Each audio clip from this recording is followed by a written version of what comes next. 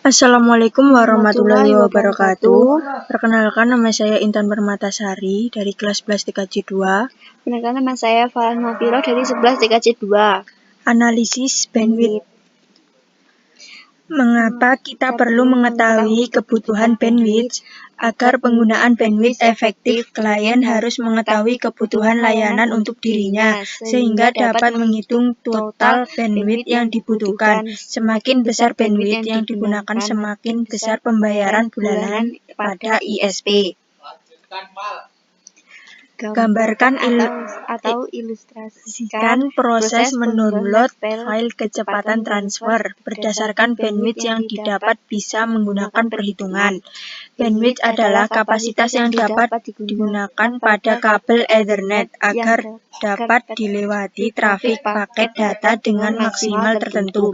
Pengertian lain dari bandwidth internet adalah jumlah konsumsi transfer data yang dihitung dalam satuan waktu bit per second. BBS. Jadi bandwidth internet merupakan kapasitas maksimal jalur komunikasi untuk melakukan proses pengiriman dan penerimaan data dalam hitungan detik. Semakin besar jalan bandwidth, maka akan semakin banyak pula kendaraan yang dapat melaluinya. Maka tidak salah jika bandwidth menjadi pertimbangan penggunaan jaringan internet. Dikarenakan semakin besar bandwidth, maka semakin cepat pertukaran data yang terjadi dan semakin banyak data yang dapat melaluinya dalam satu waktu. Buat bagan bandwidth dengan kebutuhan seperti berikut. Sebuah sekolah mempunyai lab terdapat 30 komputer untuk browsing dan 2 anak komputer untuk akses web dan upload atau download. Sebuah sekolah mempunyai satu lab komputer terdapat 30 komputer untuk browsing, penggunaan ringan, dan 2 komputer untuk akses web dan upload atau download penggunaan berat. PC penggunaan ringan memiliki kebutuhan 50 kbps. PC penggunaan berat memiliki kebutuhan 130 kbps.